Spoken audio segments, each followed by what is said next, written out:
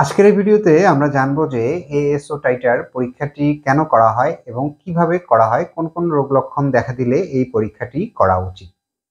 Streptococcus নামক এক ধরনের ব্যাকটেরিয়া আমাদের দেহে প্রবেশ করে রোগের সৃষ্টি করে, তখন নানা জটিলতা দেখা দেয়। তাহলে সোজা কথা হলো, এই স্ট্রেপ্টোকক্কাস নামক ব্যাকটেরিয়া আমাদের দেহে ইনফেকশন সৃষ্টি করেছে কিনা সেটা দেখার জন্য এই এএসও টাইটার পরীক্ষাটি করা হয়ে থাকে। এই পরীক্ষাটি কখন করা উচিত?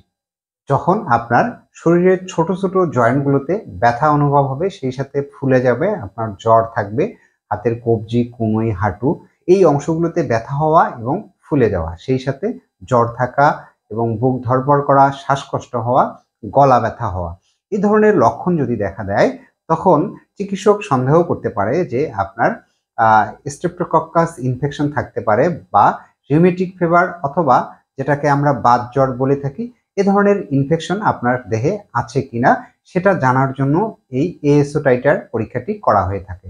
এটা রক্তের একটি পরীক্ষা। এই পরীক্ষার জন্য তেমন কোনো প্রস্তুতি প্রয়োজন নেই। আপনি ল্যাবরেটরিতে গিয়ে যে কোনো সময়ে রক্ত দিয়েই এই পরীক্ষাটি করা যায়। এএসও টাইটারের নর্মাল রেঞ্জ হচ্ছে বড়দের ক্ষেত্রে 200 কম থাকতে হবে এর লেভেলটা, এবং শিশুদের ক্ষেত্রে এর 100-র নিচে এর লেভেলটা থাকা উচিত। এএসও টাইটারের রিপোর্ট যদি স্বাভাবিকের চেয়ে বেশি থাকে, তাহলে ধরে নেওয়া হয় আপনার দেহে স্ট্রেপ্টোকক্কাসের ইনফেকশন রয়েছে। তবে ইনফেকশন সেরে যাওয়ার পরেও কিন্তু আপনার বহুদিন এই এএসও টাইটারের লেভেলটি স্বাভাবিকের চেয়ে অনেক বেশি থাকতে পারে।